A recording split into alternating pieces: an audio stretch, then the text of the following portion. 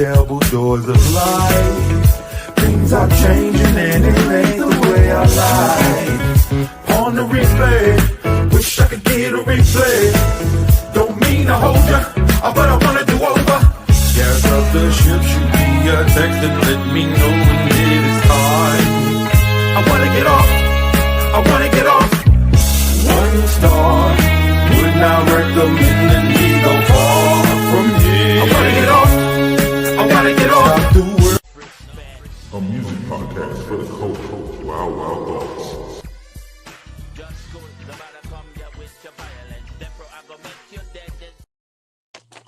What's up, everybody? Welcome to another episode of Wild Thoughts. We got a whole lot to get into today. I am shocked because I was actually just informed that we will no longer have the Soul Train Awards or the BET Awards. Is that correct? That's the real deal, man. Can you explain, you know what I'm saying, what you're hearing and what's going on, V-Ray, so we can talk about it? Well, I've read an interview with the CEO of BET, and he said that they are postponing. They're using the term postpone, but they're saying they're postponing both shows until further notice, that they don't have a timeline for when they might return.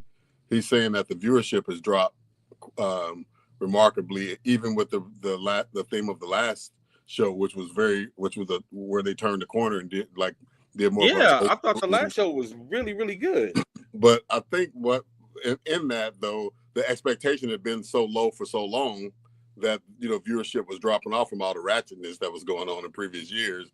So the only people that really discovered it was the remaining people, where probably the reputation would have started to go back up had they continued in that vein and had a few more. But you know what I mean?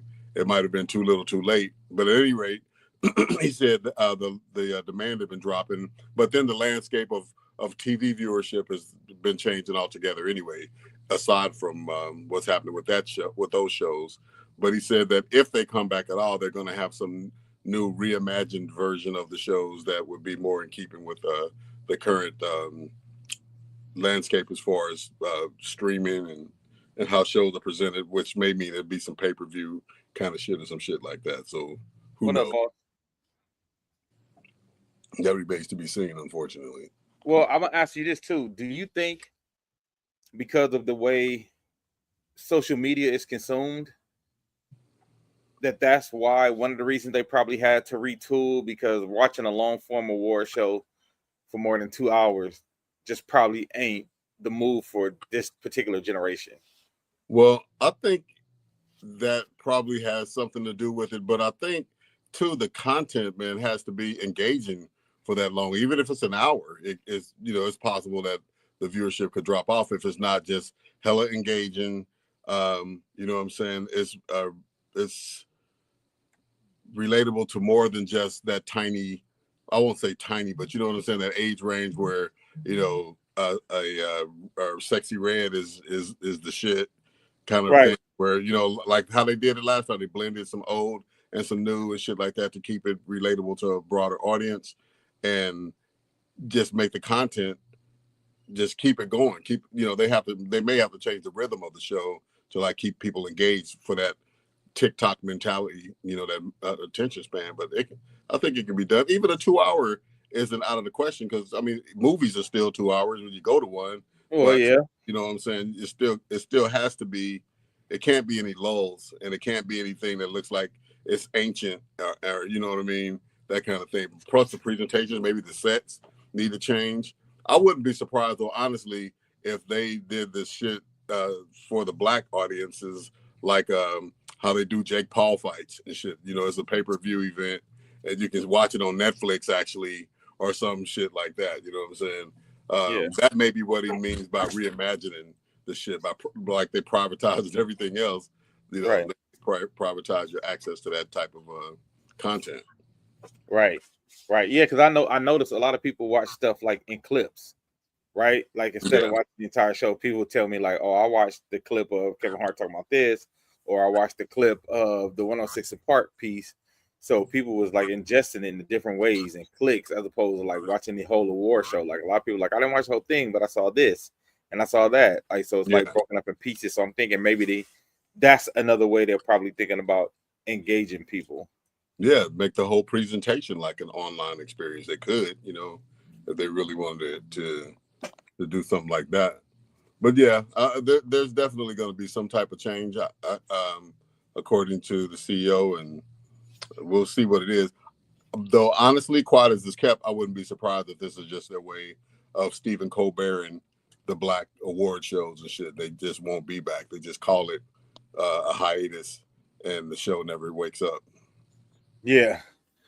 Stephanie said, I was just talking about this earlier, how when we were coming up, the artists took more pride in their performances and their images also, because BET is no longer owned by us. This is what we get. We can't have quality. We don't get it at all because Exactly. they want us to be presented as buffoons. Right. Can they stream it from 3 different locations? They probably can. You know, it's funny. I think, was it MTV who did that before?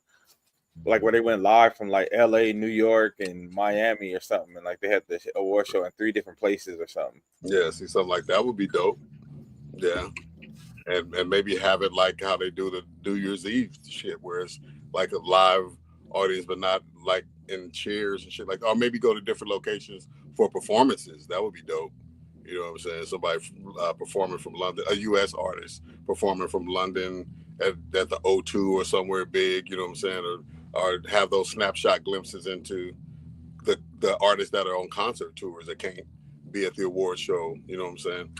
I don't know. They're if they're clever about it, they can bring it back, but they have to want to bring it back. You know, They have to want to bring it back. Yeah. Well, that was a blow. I didn't, you know, like I said right before the show, you told me I didn't expect that.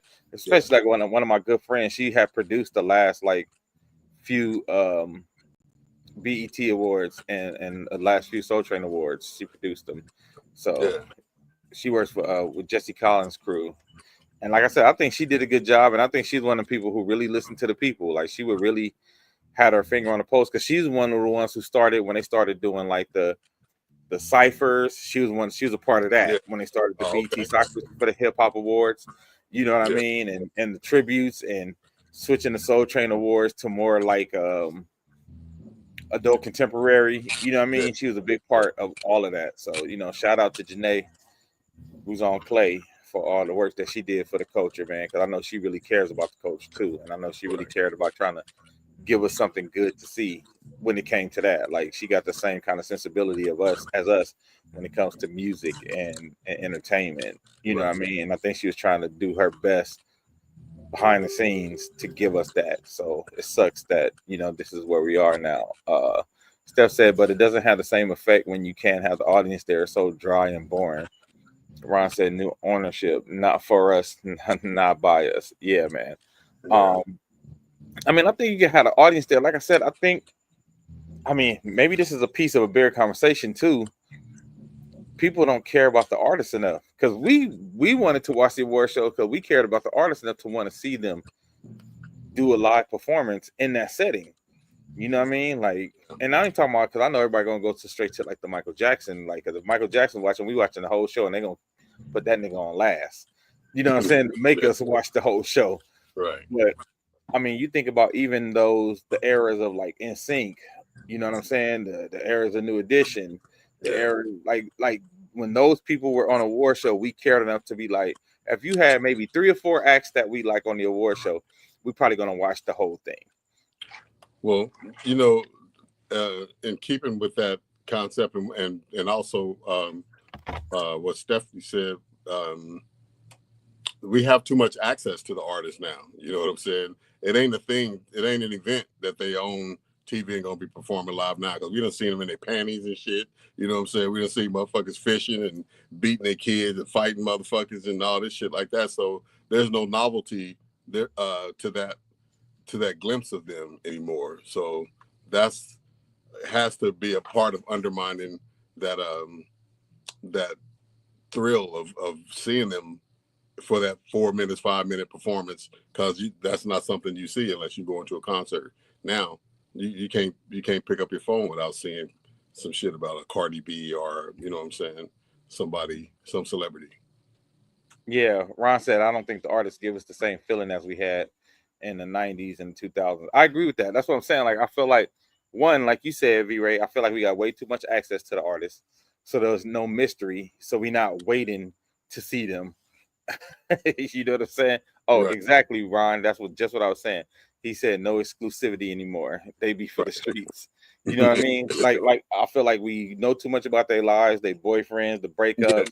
Yeah. You know what I mean? Like we got way too much access. So that feeling of waiting to see them on TV, because you don't have to watch people on TV proper no more anyway. Because like you Right. said, you can just pick up your phone and pull up whatever you want. Steph said, I agree. There was a comedian who had a video going around earlier talking about how the younger generation needs to learn how to acknowledge and respect the older artists who came before them. He was saying how this new generation is so disrespectful when it comes to the old school. Yeah. Well, and I think that's been a problem. We've been talking about that for years in regards to how we don't revere our artists the same way like they revere rock and roll artists, right? Like Yeah. we try to say artists are too old and put them out to pasture, but rock and roll artists, you talking about, Rolling Stones, Aerosmith. Nobody's ever saying, "Oh, they too old Yeah. to still be doing their thing." So but I do think it's kind of changing a little bit with, something that we kind of touched on a little bit last week, Yeah. where we said, for the first time ever, hip hop is not a young man's game. For the first time ever, most of the best hip hop artists are 30 and over. And then you got the Clips, 48 and 52, putting out one of the best albums of the year. Slick Rick just put out a crazy album. LL Cool J put out a crazy album. Yep. Eminem last two projects have been crazy. You know what I mean? So, and Kendrick, even Drake with the battle, like Kendrick and Drake, they all like they over 30. So I think there's a shift changing in regards to that. And now people are like, people like, oh, Jay-Z too old. He needs to, but now people like, I want to hear a new Jay-Z record. You know what I Yeah. mean? So I think we need to learn how to revere our artists, our older artists. And that's not just hip hop. That's even like when you talk about the oldies, like the Delphonics and the Isley Brothers, and like we need to honor them more than trying to put them out to pasture to be like, oh, they too old, they need to retire, time to give it up. Because I think only with black music do we do that.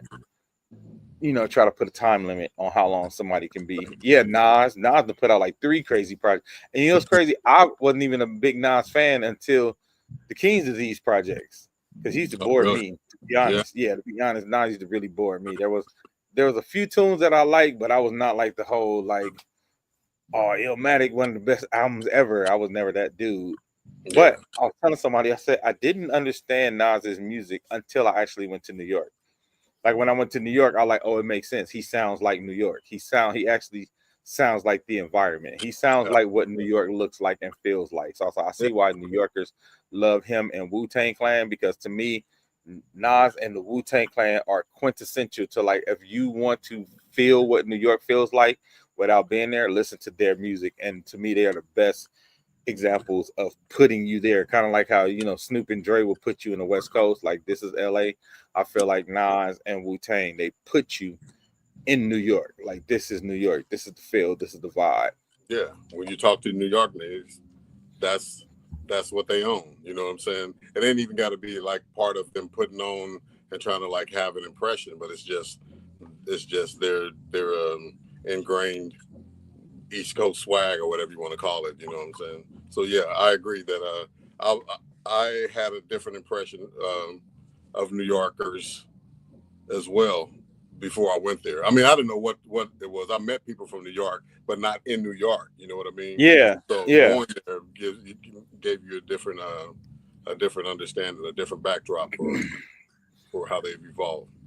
that's right, Marcus. Yeah, even Cube, Snoop and Dre put out a new album recently, the old hit. And that's what I mean. Yeah, it's like hip hop is like, it's like evolving to a place where you got some adult hip hop, because I feel like the Clips album is like adult hip hop. I feel like that last 2 Snoop albums actually are adult hip hop. It's a little more retrospective.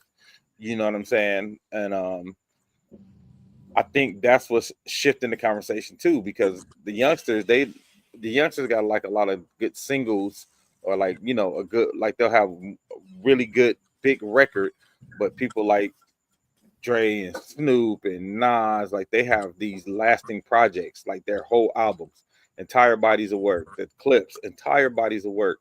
Yeah. Even Q, and entire bodies of work, like this whole album.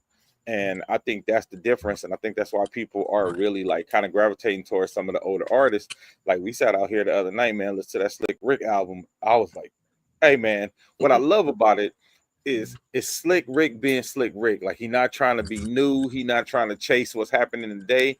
He figured out how to update himself. He didn't try to update to today's music, but he figured out how to update. Like, how do I take what I did on Children's Story, Hey Young World, and update it to now? And I think he found like a nice little niche for himself in the way he did it, because it does feel like some of it feels like this is really Britain specific. Yeah, you know what I'm saying? The production though is good. The production is crazy. Very dope. Yeah, the production is crazy. So I think that actually helps boost that premise that he's, he was able to keep his swag, and the beats actually help to modernize it, if you will, if anything. He was gliding. He was gliding on the beats. Yeah, he was gliding on the beats. Yeah. Stephanie said, right, that's what the comedian was saying too, about how the younger generation is very short-lived, but the people that they're disrespecting have been doing this long and strong since they were kids, and now it's well into the 50s and still wanted to be the masses. Now the younger ones are fizzing out. Well, yeah, if you even think about it, these young artists not being able to perform open the door for all the old heads to be able to go back on tour, because they actually know how to entertain, and people still will pay tickets to see you entertain. So when you see these shows, these old school shows with Drew Hill, Jodeci, and SWV, and that's because they're literally filling a void. You know what I'm saying? Yeah, they're literally filling a void that's not being filled today. Excuse me.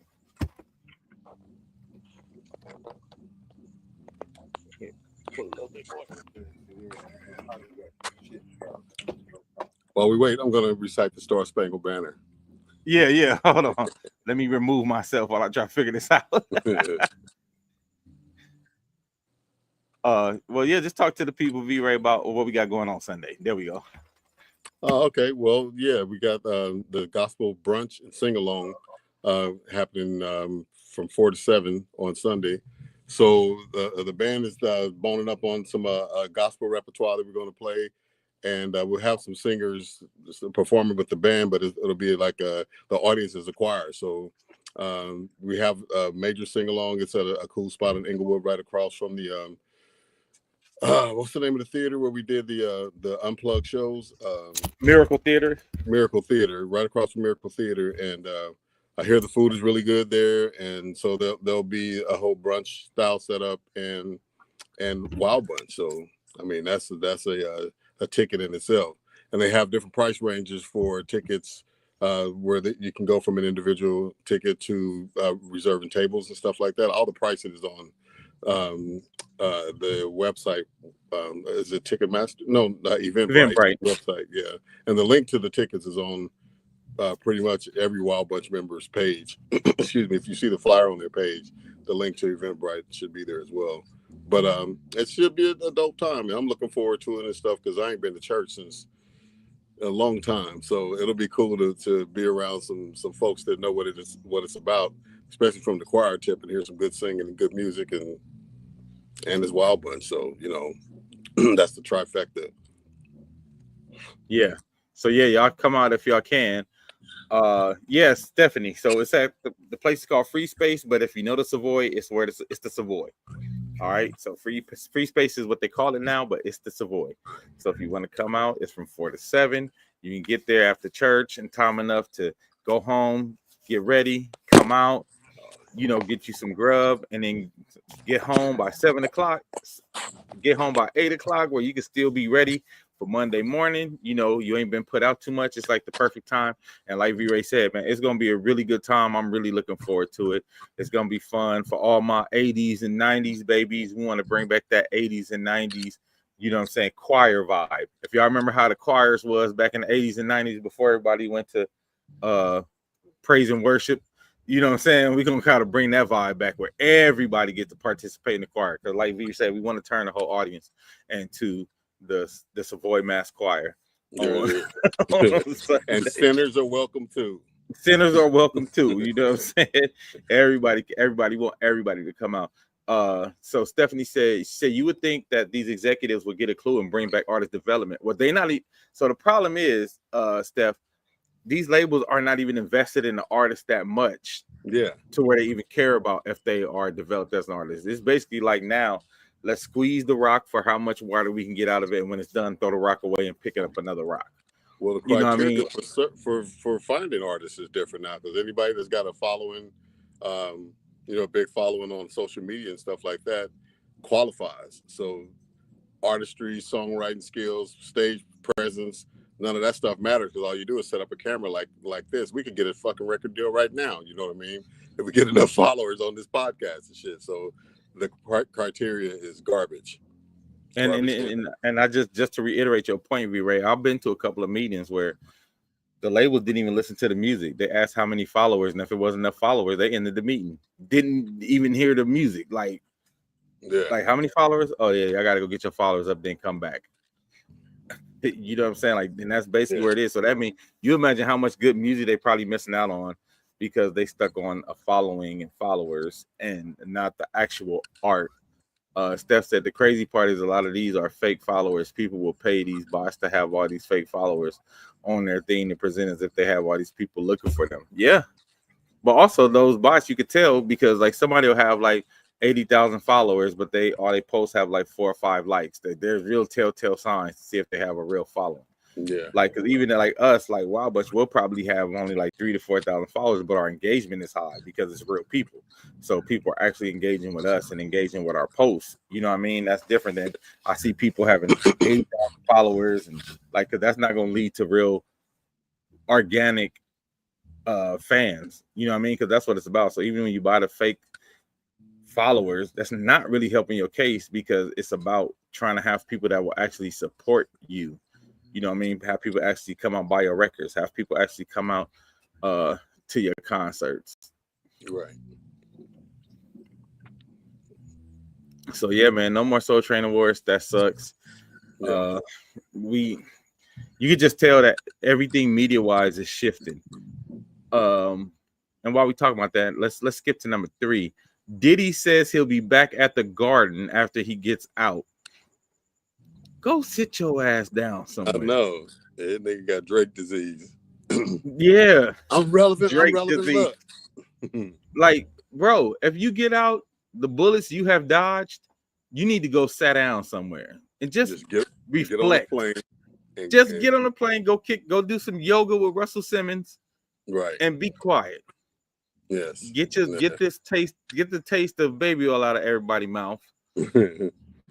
But it just feels like these people are pressed to appear unbothered, you know what I'm saying? So they try to make a spectacle of watch me not worrying about it kind of thing. Like turn on the camera so you can see I'm not worried about it. Like, dude, it's not important at this point.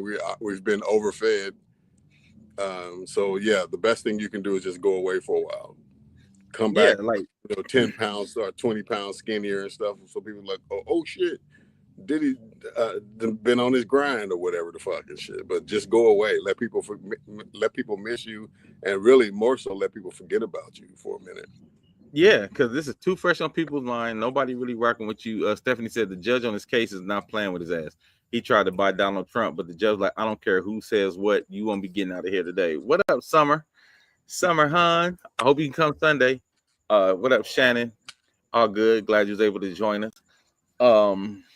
Yeah, Marcus said every time these niggas get out, they end up right back in jail. Sit your ass down and reflect. Yeah, man. Like the fact that, first of all, the fact that you talking about being in the Garden, that's the last thing you should be thinking about right now.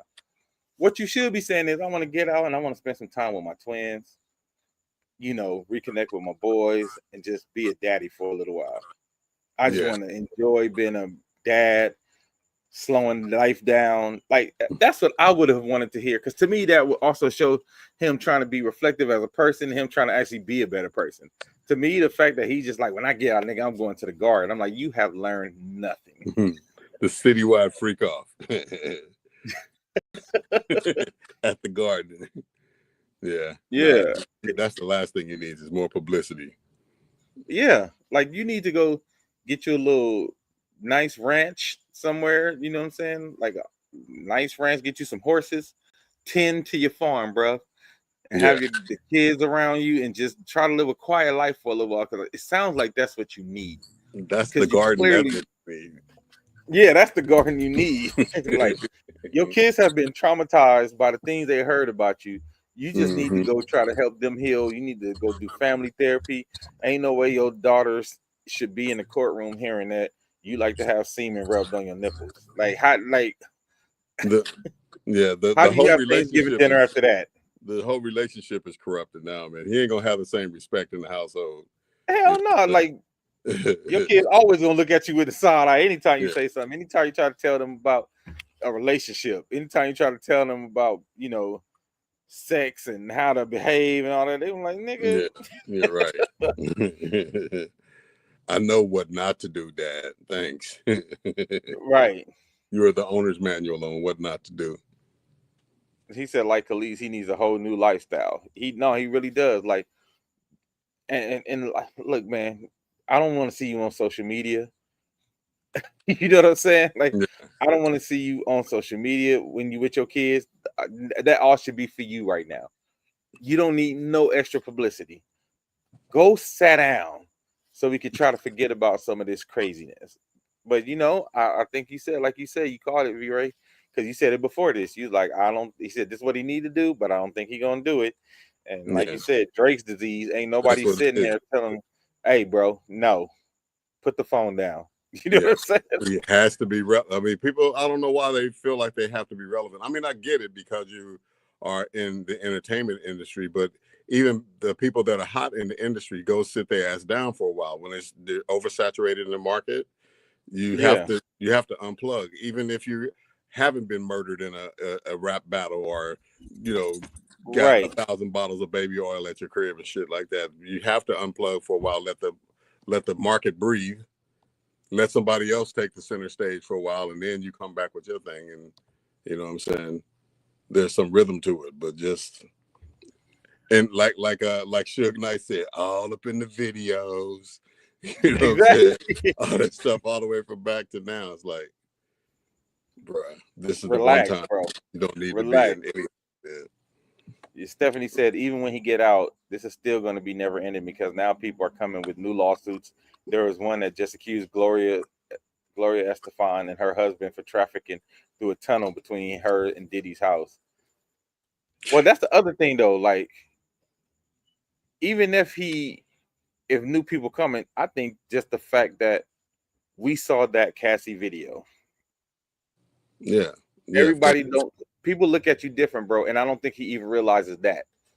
Like, you just because you probably getting away with it in court don't mean that, the court of public opinion is gonna look down on you in a savory manner. Like people are gonna be like, yeah, you still a trash dude. And I don't think he understands that part yet. But I think that he's aware of it, but he's like I mean, some stars like I hate to bring up Donald Trump, but they don't have the self awareness to be embarrassed about the shit. You know what I'm saying? They think that they are bigger than the problem that they created. So, when they lean into it with their personality and their whatever persona that they have, that the public's gonna be fawning over them instead of saying, "Get the fuck out of here, dude." We heard what you did, or we saw what you did, or whatever. I mean, he's gonna learn the hard way probably, but I'm just saying that they're not conscious enough of themselves to say, "I better not do that." Yeah, If this nigga's talking yeah, about Madison Square Garden, he clearly is not reading the room, bro. yeah. And his lawyer, the one who came out and basically said it. You know what I mean? Like the lawyer's like, when he gets to the garden, I'm gonna be sitting right there. I'm like, you want to see, you want them enablers. You should be Yeah. telling them you don't need to be worried about getting to the garden right now. You Mhm. need to sit your ass down somewhere Right. and just enjoy life for a little bit. Take the money you got left that you didn't have to spend on this lawsuit and enjoy your life, bro. Take all Yeah. that publishing money you got from everybody. Right. Right. You rich. There's no need for you to have to do a Madison Square Garden anything. No, You made your money a bunch of times over, and that's just the money that you didn't stash to avoid taxes. You know what I'm saying? You could go away and never work another day in your life and be 100% fine. Your grandkids would be good from where you Yeah. at, you know. But that craving, excuse me, for notoriety and visibility in the camera, clearly, Sad, man. yeah. But what can you do, man? Stephanie said because his lawyer is only concerned about money. He don't care what he does. Yeah, that's true. That's true, Steph. Yeah, I mean, anybody that got all them yes men around them and shit like that, you know, their motivations are always suspect. Yeah. And on the next note, every time I think there's going to be a slow news day with Donald Trump, he makes sure that he's in there somehow. So 3 things happened over the past few days. He went after Charlemagne the God. I guess he didn't like what Charlemagne said about the Republicans probably going to turn on him soon. Second, he fired the lady who gave him the numbers for the jobs because he didn't like the numbers, so he fired her as if it's her fault that the job. You talk about no accountability. Yeah, And the third thing, you know, he said the Latinos that work in the field, their bodies are made for it, their backs are built for it. yeah. Like, dog, this is our president. Right. Yeah. No. Like, why are you going after somebody on the Breakfast Club? We are in the dumbest timeline.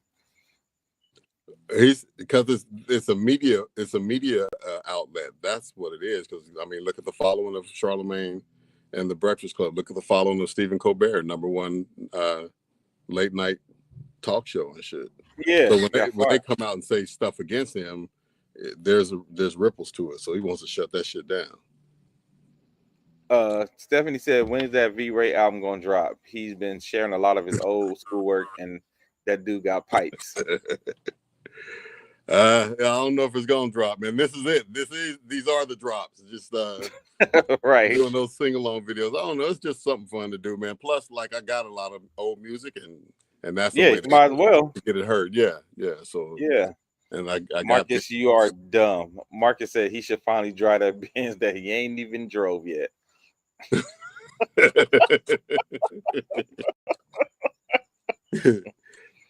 Hey, you know, Donald Trump, he went after Gayle King today or yesterday, saying she's washed up and she's her career is over and blah blah. It's like this motherfucker just cherry picking motherfuckers to say not you, her, not her, him. Like damn, bro. Like I don't know what his rationale is, but I mean there may be some validity to some of this stuff that he's saying as far as people being threatened that are on CBS, because I mean that are under that Paramount merger, because that one of his millionaire buddies is the one that owns the company that Paramount is merging. Yeah, him and his cronies. It's also incestuous. So yeah, the fact that he's naming names of CBS and on CBS and other Paramount affiliates, I mean, it wouldn't surprise me, because apparently the owner of the company that Paramount is merging with, I think I mentioned this before we went on the air. Dude has been getting some pointed questions directly to him because of the Stephen Colbert fallout, and dude said that they did not have an agreement to get rid of Colbert as part of inking that Paramount deal, but he would not deny that he and Trump had some deal on the side going into this going into this merger. So what that means, I don't know, but I mean, he's got the influence to say get rid of that show and keep this one if he wants to, and I don't know. So there may be some validity to some of these things he's talking about for Paramount affiliates. Now, by the same token, like a Jimmy Kimmel or somebody that don't give a fuck is on ABC, is not as susceptible, but still, it's just an odd coincidence that these things are happening under the parent company of these shows. That insult. Yeah, I don't know about Charlemagne's show. Who owns I think that's Radio 1. Is that Radio One? Well, shit, Yeah. you have to follow the money sometime and figure out who owns Radio One and who owns that shit that owns Radio One, because fuck around and be another one of these cronies and shit.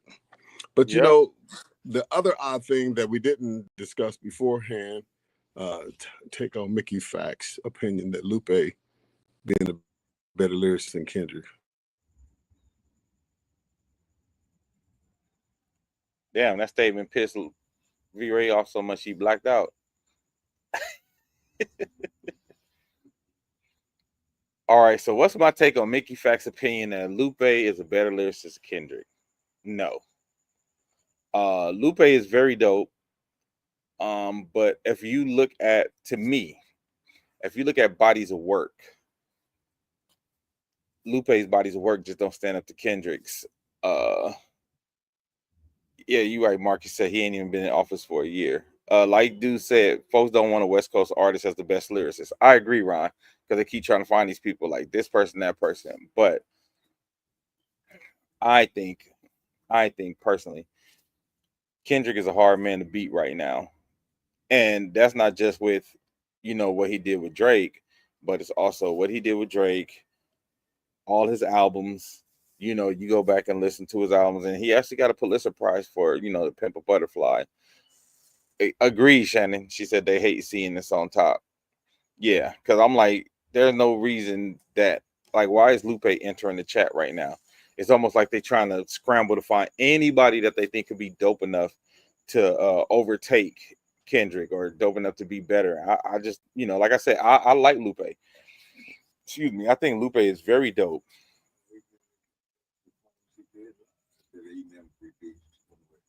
Yeah, like my pops is just saying, like, you look at that performance that he did on, I think it was like late night, either Jimmy Kimmel or Jimmy Fallon, where he just did a song that's not on no album or nothing called Blue Faces, and he smashed it and he killed it. Like and I mean, you go all the way back to was it Section 80?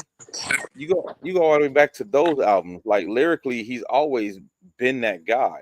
But I think now that you have his lyricism mixed with his bodies of work and his success from his bodies of work, I don't think you can put Lupe up against him. I don't think there's many people to me right now who you could put up against Kendrick and think it's going to be a fair fight, especially after what he did to your man, especially after what he did to the final boss. Like I said, I don't think Lupe has enough bodies of work to say that, you know what I'm saying, he can be better. I ain't saying Lupe said that, but like, for somebody to say that Lupe is better than Kendrick, I just like, what would be the measurement? You know what I mean? Like, what's the measurement you're using to say that he's better than Lupe? I mean, that Lupe is better than Kendrick. What you think, Ray? Yeah. What's the context? Yeah, because I mean, one, that's a stretch to begin with, but I'll be curious in what context it came up in. Does Lupe have a new album coming out, or niggas trying to like coattail ride on Kendrick and start like some beef-esque shit to right? You know what I'm saying? Get the old boy's name out there, because on the surface, that's not even a real conversation. You know what I mean? I mean, I like Lupe. Don't get me wrong. Lupe's dope as shit, but it's like, bro, when you say that, if you said Lupe's dope, I'm with you. I'm marching. But if you say Lupe's doper than Kendrick, it's like, Yeah, yeah. That's a different conversation, right? Yeah, right. Marcus said they throwing toilet paper and water bottles at Drake shows. That's crazy. Why would you go to a show to throw stuff at him though? I mean, you bought an expensive ass ticket to hate. Nobody is really topping Kendrick lyrically right now. Period. I don't think so either. Summer, like, I think he's that guy right now. Y'all need to leave that man alone. Kendrick has had no bad albums. Not many artists can say that. Not Jay-Z or even that puts a target on his back, though. Well, yeah, because now he is the king. Yeah, he took out the guy that was the king, so now he is the king. So that means there's gonna be people taking shots. There's gonna be people trying to come for the throne. But like I said, I just I like J. Cole too. Yes, I like Jay, but even dope as Jay is, I don't think Jay is effing with Kendrick right now. And I say that with all due respect after, Jay did his like response to to he initially responded to Kendrick. Like, I don't think he was fit to try to go up against Kendrick.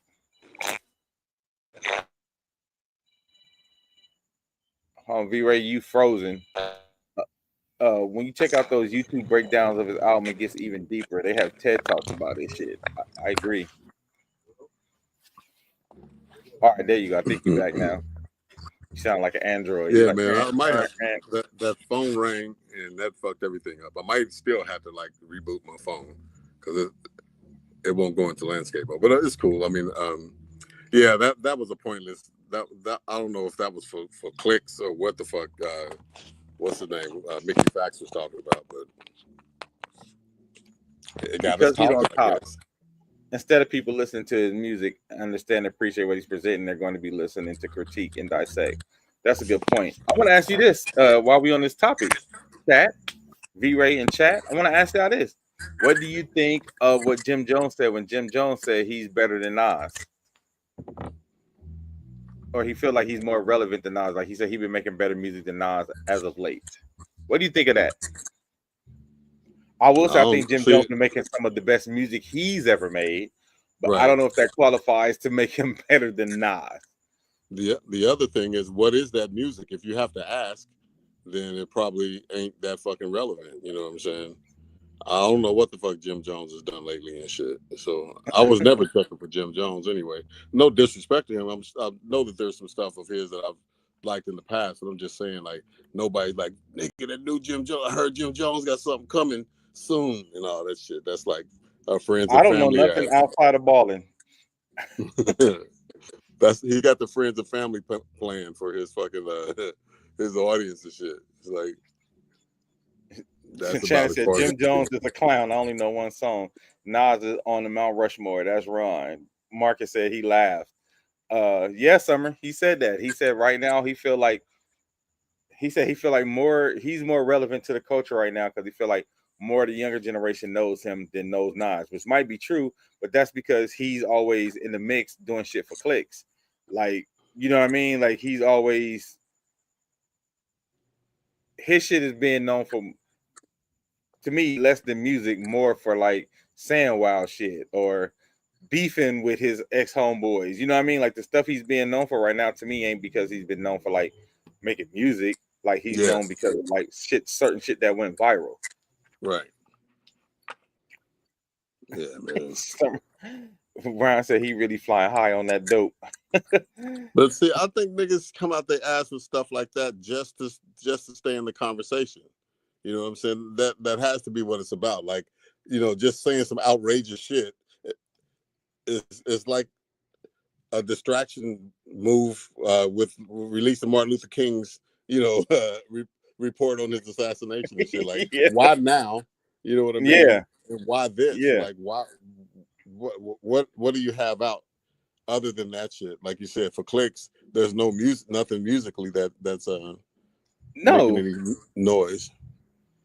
Stephanie said that's just like Trick Daddy bringing his old ass out the woodwork, talking about women over 35 or damaged goods. Again, who asked you? Ask your ass, Trick Daddy. First off, right. Nigga, why? Coming out. Oh, that's right. See, Shannon said they know him from Love and Hip Hop. So that's the younger generation knows him because of Love and Hip Hop. Yeah, that's what I mean. Like, so the things he's known for, why he seems to be more culturally relevant, is not because of music. Right, Willie. Ron said, then you look at Nas as doing as a businessman, and he taught them pretty much in life. Well, like V-Ray said, they're like, what, you know, I think people are saying stuff and there's no way to contextualize it. Like they just really saying wild stuff. You know what I mean? Yeah.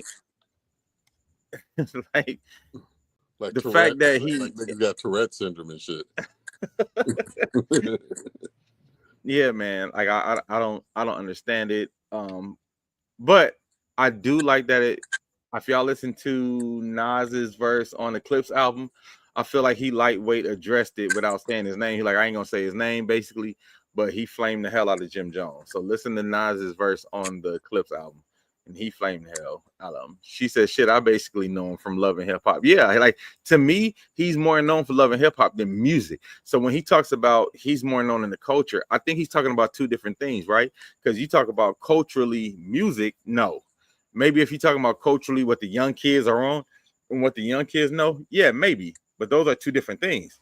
Yeah. So you can't say because I'm known for loving hip hop, I'm better than Nas at rap. You know what I'm saying? Like you conflating two things. You conflating two things that don't really go together. Right. Yeah, that's Clips got the wild. second best album since Dot's work. Hey, I think so. To me, some of the top albums of this year, you know, just to get into it real quick, of course, the Dot album, the Clips album, but y'all keep leaving out that damn Tyler the Creator Chromacopia. That Chromacopia album is amazing. That is an incredible album. Y'all better stop leaving my boy out. Stop leaving Tyler the Creator out.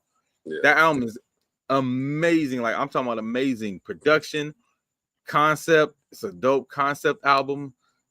He put that thing together. The visuals. He put that thing together really well. Yeah. I know he kind of got, you know, sidelining because it was like right in the mix of the Kendrick and Drake stuff. But hey, man, the Chromacopia album is right up there with the Kendrick and Clips album, in my opinion. Steph said even if he was known for something more than just loving hip hop, like if he had other projects going on that we all knew about, maybe he could fix his mouth to think he was more relevant. But that's all he does. Ron said, yeah, he got that album third. Yeah, that Chromacopia album is crazy. Like, yeah, I love that album. Like you said, I love the visual. I love the whole rollout. I love the way he did the rollout. I love, you know, the character he made for that. Like, hey, bro, is like Tyler Creator is really talented, and you could tell he's the child of Pharrell listening to that album. Because a lot of that stuff really feels like some Pharrell records. I think Pharrell actually co-produced some of those records with him too, and he said he learned a lot from Pharrell and been around him, and you could really tell. Like even on the dance album that he did, there's a couple songs like these sound like these could have been NERD songs. Yeah, you know, that's true.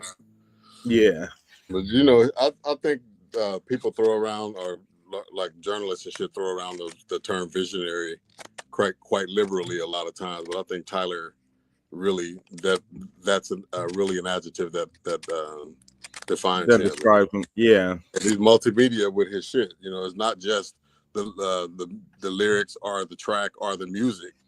You know, it's all of those things: the visuals, the concepts of the songs, the concepts of the visuals, the character, like you said, that he created for the whole album. You know what I mean? It's just that's a 360 deal. You know what I'm saying? And creativity to me. So you got to have some foresight and some vision to think in those terms. You know. Stephanie said, I know I'm all over the place, but did you see where Dean Cain said he's an ICE agent now? Dean Cain is trying to do everything he can to destroy his little rep as being a Superman, huh? I think Dean Cain may have some real psychological shit going on. That motherfucker may be off his meds. Some shit. Because he just and it's crazy when you see these people crashing out for MAGA, and I don't think they understand the benefits that Donald Trump gets for MAGA, y'all not ever gonna get. And speaking of which, did y'all see when Lawrence Taylor was at the White House and he was like, I don't even know why I'm here, but I'm here to serve the president. Like, I don't even know what we're doing, but yeah. I'm like, bro, I didn't see that. Oh yeah, Lawrence Taylor, they bringing back I don't know what it's called, but you know, back when we was in elementary school, they had the presidential fitness thing where you had to run a mile, do 100 jumping. Yeah, they're bringing the presidential fitness thing back, and you know, they had a bunch of athletes. They had like Triple H, and you know, because he's all tied in with all the WWE people, because you know, Linda McMahon is his Secretary of Education and stuff like that. So he bought Triple H. It was some other people back there. I can't remember who, but I just know Lawrence Taylor did the speech. And he basically like, yeah, I don't even know what per diem is. He's like, I don't even know what I'm doing here. Yeah. He's like, but I'm here to serve the president. I was like, this is crazy. Ron said CTE live on TV. Yeah. That's what it looked like. Because he literally just like, I'm like, why did they even put this man behind the mic? He was like, yeah, I don't know. I don't know what we're doing here, but you know, whatever the president needs from me, I got him. I'm like, so they just got a bunch of athletes and just like come to the White House. Yeah, this is crazy. Oh boy, you know that what's his name was there and shit. He's like, I wish I would have got him to come to this thing today. What's the wrestler's name you said was there? Triple H. Is it Triple H? And he's standing right there. Like they're like, oh, he's over there. He's like, oh yeah, he's right over there. Like, motherfucker, how y'all all assemble in this room you say he's one of your favorite wrestlers, which of course is obviously a lie, and the motherfucker's like 4 feet from you, 6 feet from you, and you're like, too bad Triple H couldn't make it. It's like, I know when they're on the camera, they have the screen that shows you what the view looks like. You know what I'm saying? Yeah. You can't see like over here. To my right is this dude I'm talking about ain't here. Standing in front too, not standing behind other motherfuckers. I don't know. We are in the dumbest timeline. You know, it's almost we like need dumb as a requirement. Yeah, like Thanos, where are you when we need you? Snap us to another timeline, man, because this one is too dumb to be believed. If I sat you down 20 years ago and said, hey, in 2025, this is what's gonna happen, you probably been like, man, get the fuck out of here. Yeah, you'd be on some 51-50 shit. I mean. Ooh, now this is a good debate. All right, chat. Shannon Perkins says, do you have GNX or Clips for album of the year? Woo! You know what I'm going to say, so let me let you go ahead and answer. This is a tough one. Yeah. This is a tough one. I love the GNX album. Oh, but that Clips. To me, the Clips album feel like a damn near perfect album. Yeah. Like, I feel like GNX had just a couple misses, which that's the difference in margins when you're talking about album of the year, right? Like when you're talking about the best of the best. I think the Clips album is perfection sonically. Definitely sonically it's and beat wise. I feel like if I had to pick today, I probably would pick the Clips album for album of the year. What about you? I think I would as well. I think they just have that consistency with every record on the album. I think though, now here's the only caveat is that if you weighed in cultural impact, then no question that GNX would take it. But just as a body of art work and all that, I think the Clips have it. But the other thing that I know I'm about to get all the motherfuckers in the chat about to start light their torches and get their pitchforks and shit. But I think that when Kendrick switched up to this battle rap vibe for the whole album, not battle rap vibe for the whole album, but you know what I mean? Every record is taking shots at motherfuckers and shit like that. You changed your MO a little bit, and I think that even though it was a hit record and he's got a bunch of hits on it and he's touring off the shit and did the Super Bowl based on it and all that, I still think that was a step down from him persona wise, you know what I'm saying, for what he had stood for culturally up to that point. So I think that maybe a chink in his armor. It's not a disqualifier necessarily because the album is still a great record in a lot of instances, and the cultural impact, the pop up, you know what I'm saying, all that stuff that's related to it. But I think that in my personal ruler that I'm measuring these two projects by, that I also have to consider that piece of it. So I think that the Clips got him on the album of the year for sonic and artistic reasons, but culture, it's no question. The fucking Clips album ain't even been out long enough to have the type of impact that and I don't think it's destined for that. It's just a good ass album. It's not like changing. Well, I think it's going to be a big cultural impact, but I think it's going to be different. It'll be different. Yeah, I think it'll be like setting it in a different space in regards to what we talked about earlier about opening the door for more older artists to make and level new, you know what I mean? Like, I think the cultural impact gonna be different in some ways. Let me read this comment from Stephanie about your boy Donald Trump. She said, like I said, he was never on a career path or had education for the presidency. He dropped out from a pinata into the sea. So social media entertainment is all he knows, and that's where his focus is. Yeah, for sure. Ron said, I discussed this with my cousin and he's from Compton. He said it's too close to measure. I can't be mad at that assessment. Because I think it's very close, but I like what V Ray said about, like, I think Kendrick will probably get it just because of the overall cultural impact that album has had, because it was huge culturally. It was and is a huge album culturally. I think GNX is last year's album of the year, and Clips is this year's. You cheating, Ryan? That's a cop out. That's a cop out. Trying to say both. I don't think that this is going to be the path that Kendrick stays on. I really believe he only did the album to follow up the beef. Yeah, I think so. I agree with that. I think they will be considered for 2025. Yeah, like I said. Yeah. But I'm glad we're able to have this conversation because we have two albums that are this good. You know what I mean? And again, I got to throw honorable mention to Chromacopia. You know what I mean? Like the fact that we have music this good to talk about and discuss in this manner, based on the art, not based on scandal, not based on controversy, not based on clickbait shit, but like literally based on like the merits of a good body of work. So I feel like, even, with V Ray's caveat, I think GNX is an amazing body of work. Even with people saying, "Oh, the Clips always talk about the same thing." I don't give a damn. They know how to talk about the same thing hella good. You know what I'm saying? Like they got the market cornered on coke rap, but I don't even think this album is really just coke rap. I think this album was like a whole bunch of different things. They just know how to talk really, really expensive and make you feel poor. Yeah, I like the track that they did about losing their parents and shit like that. Yeah, man, that one hit me. That one hit me. Yeah, so they have some other topics on there. Yeah, and the production though, bro, it's just like, damn. Hey, Pharrell acting like he hungry. Pharrell did that album like he needed a check. I hope so, man. I don't hope he's broke, but I hope he gets in that hunger vein again, because all these fucking boy purses and fucking weird glasses and fashion shit. Like, nigga, do a beat, motherfucker. Like, what? Looking like a little Chinese woman. And do a fucking track. You know what I'm saying? So it's good to see that he's back, because his vibe is still vibing. You know what I'm saying? It ain't like he's coming back and trying to resurrect some shit that's like, that was cool 10 years ago, but I don't see that now. Yeah, no, he found something. Yet.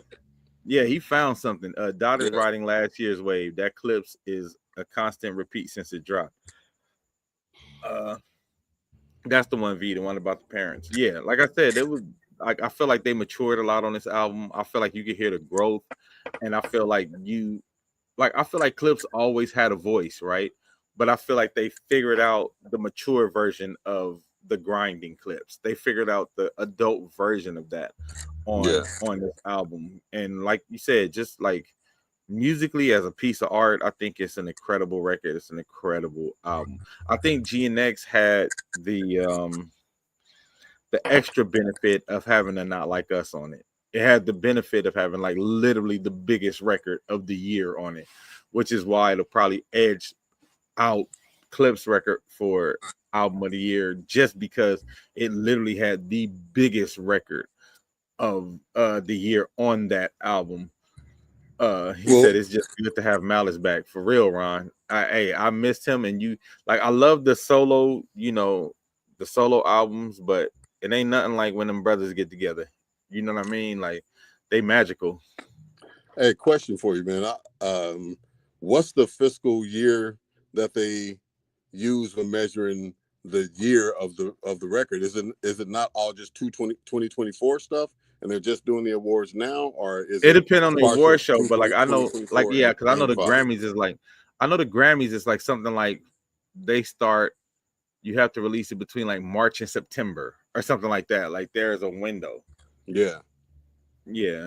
So the Clips aren't even in the running in this award show then, because their record just came out not too long ago. It would be considered for next year. Yeah. Like Shannon said, Not Like Us is. It wasn't on GNX? Oh, I thought that was on GNX. She said none of the diss records were on GNX. I thought Not Like Us was on there. No, Not Like Us is on GNX. Yeah, I was about to say, I think it is on there. Yeah, the other ones ain't Euphoria and all that, but I think Not Like Us is on GNX.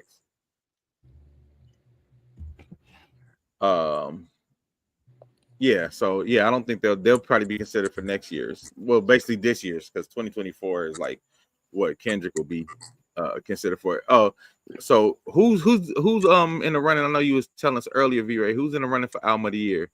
From the VMA perspective. From the VMA perspective, let's talk about that.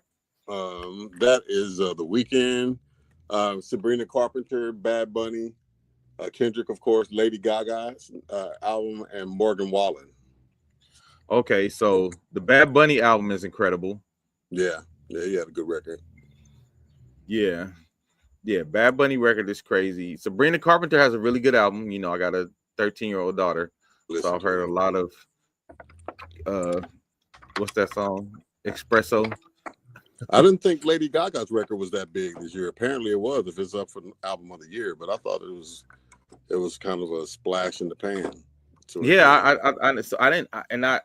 I actually like Gaga's music, but I haven't listened to this new album yet. I need to check it out. Who else you said?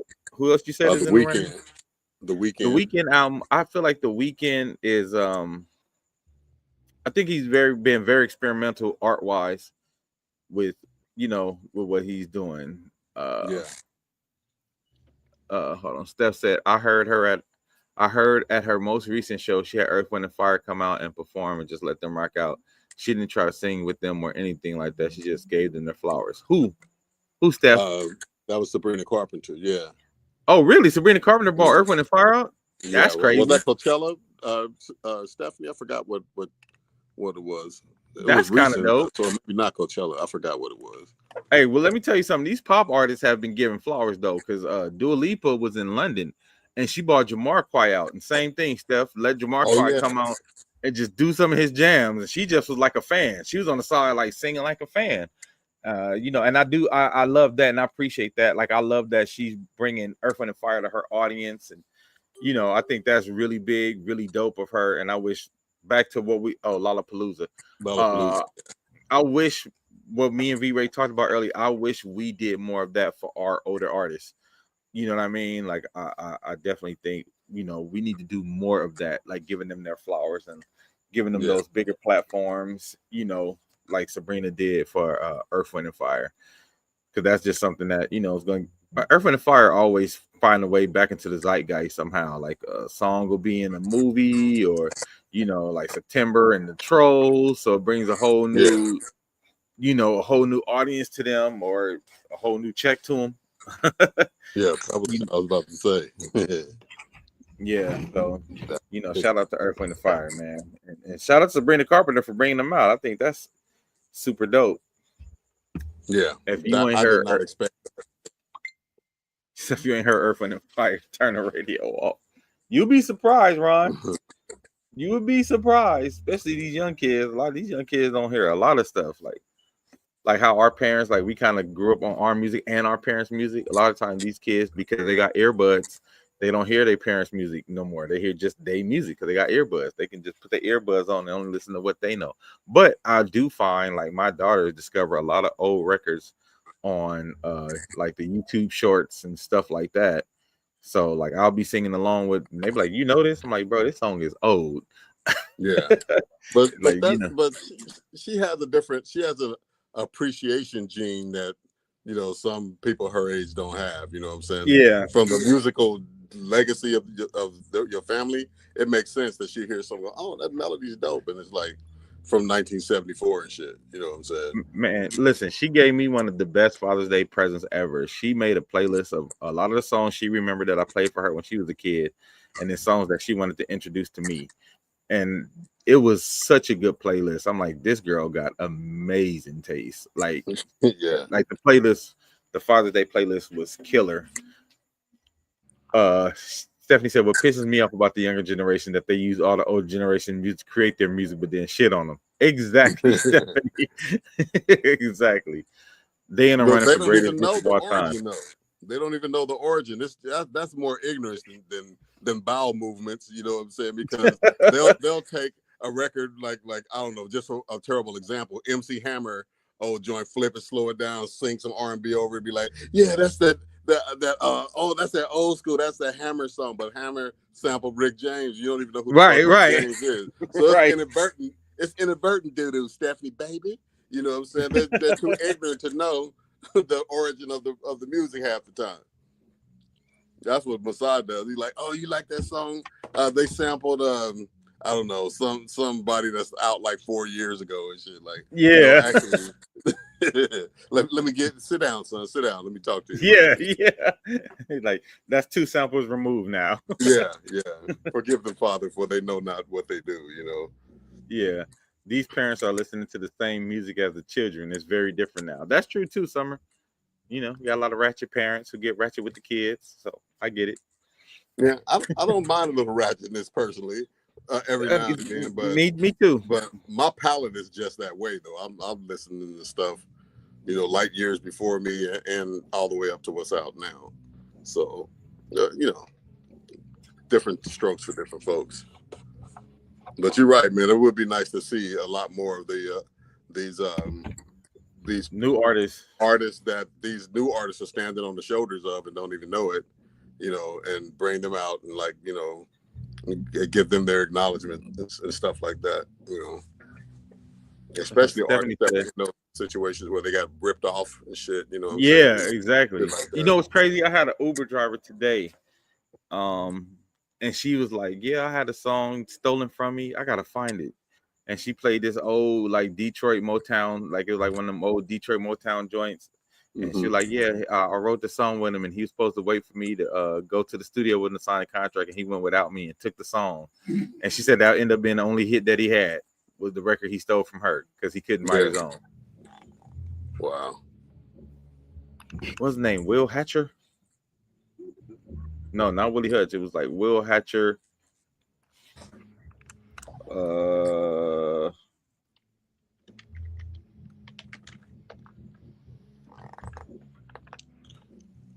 He had one song. What will I do without your love? Will Hatcher discography. Let's see what he's got. Willie Calvin Hatcher. This and That, It Takes Two, Searching, Good Things Come to Those Who Wait. You got quality. Robert Hatcher. Is it Robert Hatcher? Robert Hatcher? There is a Will Hatcher. No, I think it's Will Hatcher. It was Will Hatcher. What was the song she mentioned? I think it was like "What Will I Do Without Your Love" or something like that. Who Am I Without You, Baby? Yeah. Okay. Like, what will I do without your love? Or something like that. Who's got a woman like mine? Searching. Yeah, well, this may not be him because I found a discography. He had 9 records out on a few different labels. And the closest to that was Who Am I Without You? I'm going to try to remember. Or the Gene Hatcher. It's something. I'm going to find it. And I'm I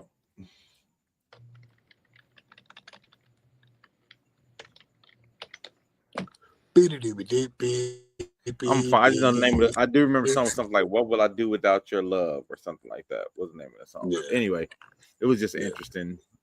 She said the two of you remind me of my old ass uncles trying to remember something.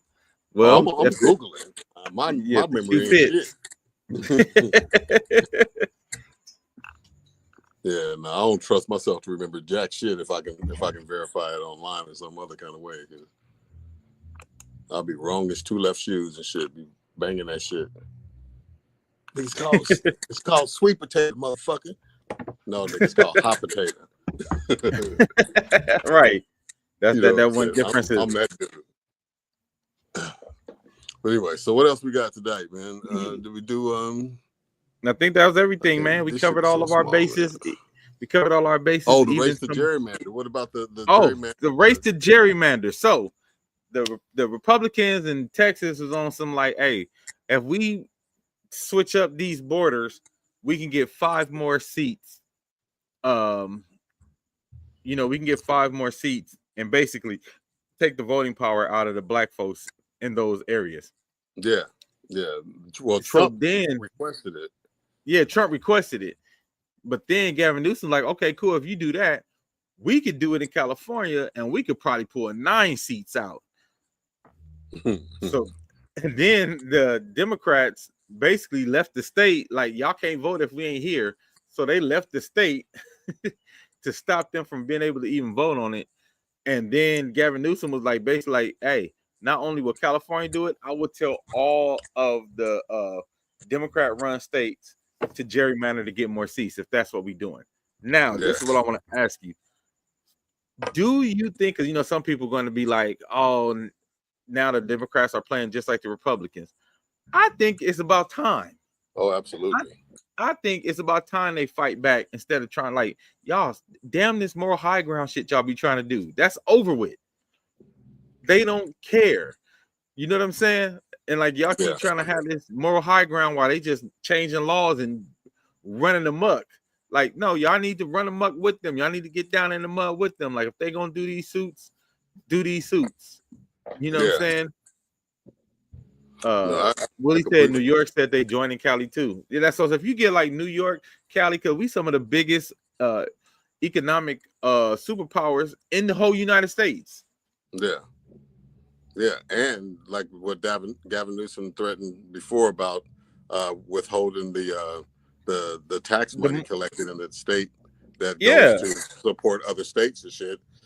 New York and California do that shit. That'll be a fucking definitely hobble the administration of what they're trying to do. And play the same kind of dirty pool that the Republicans are playing, because it's real now. It's like if they get the shit that they want in place, the elections are going away. Like I mentioned before about those couple of states that didn't even have elections. They were due to have elections this fall, and they were like, "We're just not having one. We're we're just not gonna do it and shit like that." But in the meantime, they're trying to get these Senate seats shuffled and shit like that, where they can vote on shit like increasing the number of terms that the president can have and all this other illegal shit. And they'll have the votes to do that kind of shit, and then there won't be any more elections. And I heard today that Trump is about to fire all the board of the United States Postal Service and bring the Postal Service under the Department of Commerce, so it's run by the president, because the Postal Service is an independent agency right now. But if it's run by the president, he can dictate policy and shit like that. And they've already taken a bunch of mailboxes out of neighborhoods. I don't know if you've noticed that, but where I live, there used to be a bunch of mailboxes in the neighborhood, and now I think there's 2 mailboxes around that I know of, and one of them is at least about 4 miles from here. I just happened to pass it, like, oh shit, a mailbox. You know what I'm saying? So that was one way they were trying to deter early voting, but they're going after the delivery system for those early votes, or what's considered late, and when they get time stamped, before or after midnight and shit like that, disqualifying or qualifying the vote to even be counted and shit like that. So they're rigging this shit in the ways that can be done. So the Democrats definitely got to level up and do some outrageously underhanded shit. They need like 10 Jasmine Crockett's, and you know what I'm saying, to like match the energy that the Republicans are giving right now. I mean, some fearless motherfuckers,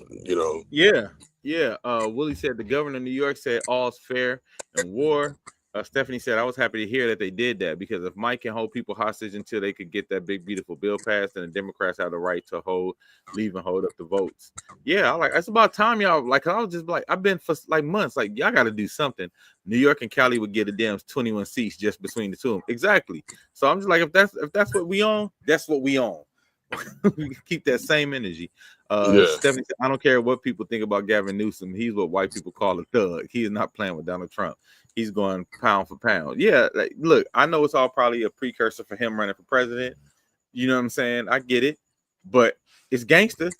It's gangster, and I'm with it. Like they say, oh, y'all going to gerrymander? Because usually they be like, we're not going to gerrymander. The Democrats like, we want to follow the democratic process. No, you can't do that if they're not doing that. If you're going up against somebody, like if you like, we're going to play by the rules like this. We're going to play chess, and we're going to go piece by piece. And then somebody just like, I'm just slapping all this shit off the board. I win. You can't play by the regular rules. Right. You can't play by the regular rules with them, man. Hold on real quick. There we go. I had to remove you and bring you back. You was stuck. Look like an old R&B album cover. You was like, there you go, Stephanie. I'm coming now, baby.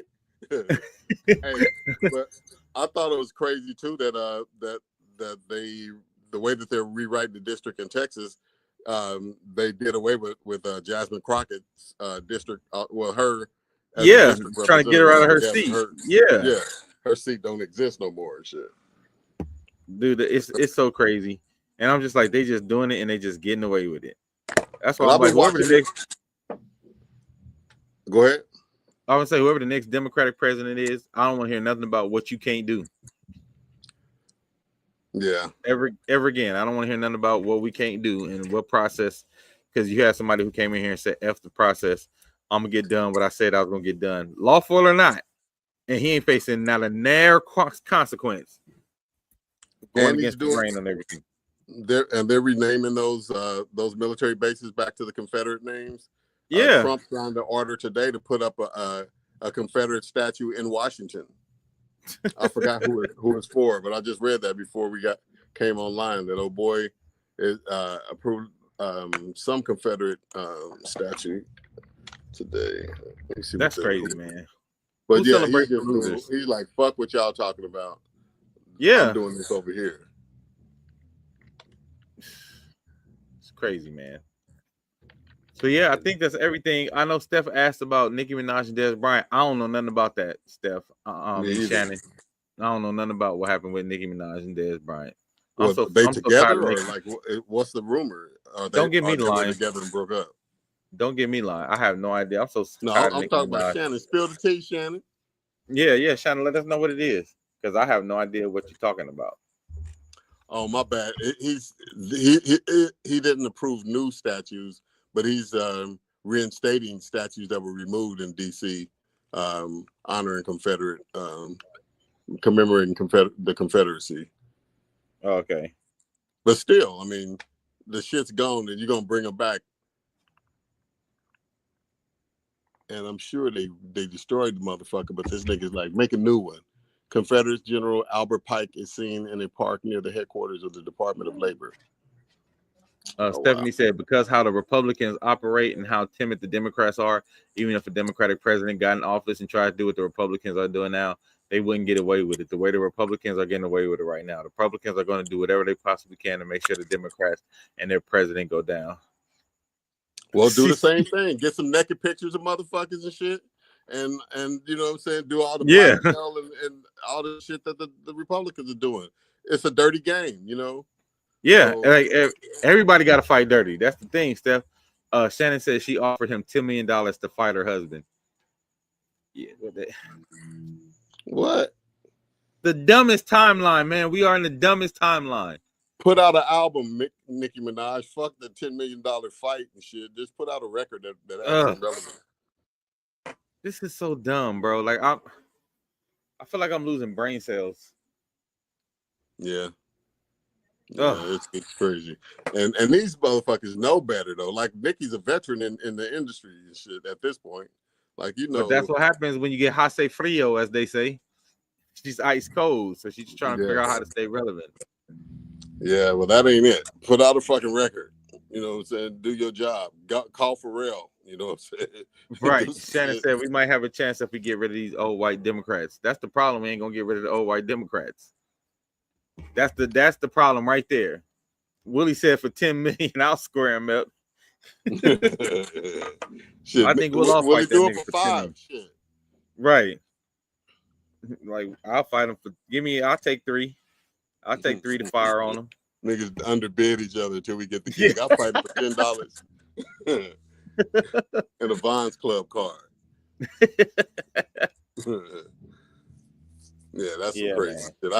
Now I'm gonna have to go look into that shit. Well played, Nicki. God damn it, because otherwise I would not be interested in some dumb shit like that. He said, "Well played." You like, this is dumb. Okay, let me go look into it. Yeah, let me just make sure it's super stupid, and she got me. Talk about it next make week. Sure it's super stupid. Yeah, you know what I'm saying. Well, man, we want to thank everybody who joined us on the show today. Appreciate everybody in the comments. I love when y'all got the comments popping like this, man. This is when the show is at its best. When the chat is on the move like this, man.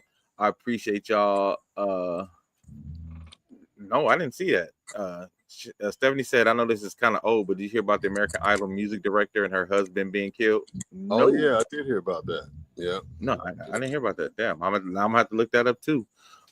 Sunday on the 10th, she said it's up there with the Clarissa and Layla Ali fight, and completely unnecessary. Shannon, dumb.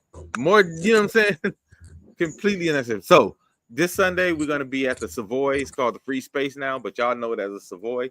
Come from 4 to 7 for the first Wild Bunch Gospel sing along brunch, hosted by Cookie. She's an amazing singer, amazing performer. She's gonna make sure y'all have fun too.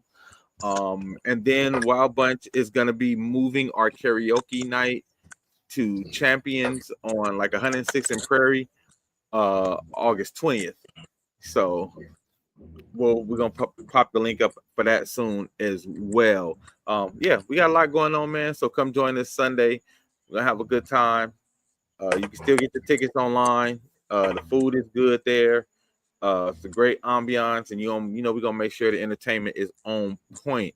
And when we do the karaoke night on the 20th, we're gonna have a guest DJ from my old school Laker fan, Cedric Sabalos, is gonna be there DJing with us. He's gonna be the guest DJ on August 20th. So check us out. Like I said, Wild Bunch. Y'all want to follow the Wild Bunch Facebook page. If you're on the Wild Bunch Facebook page, you probably got a direct invite to the Gospel Brunch. And if there's, you need to get the links and stuff, look on my page and all that. Yeah, we wanted to bring it a little closer. We figured if we bought a little closer, we might get some more people. So we bring it in closer, bring it in to Inglewood. So hopefully some more of our folks can come. I know Hollywood is like, you got to make life decisions to come to Hollywood, especially on the start. But so the thing is, the catch to that is, Steph, we're probably going to be doing Wednesday nights at this spot. But so that means if we do 2 Wednesdays a night, then it'll only be 2 Wild Thought shows, unless we do like Wild Thoughts on like a Thursday or something or that week. But we'll figure it out. Because we can't miss y'all like that. We can't leave y'all hanging like that. So yeah, we appreciate y'all. Until next time, we are out of here.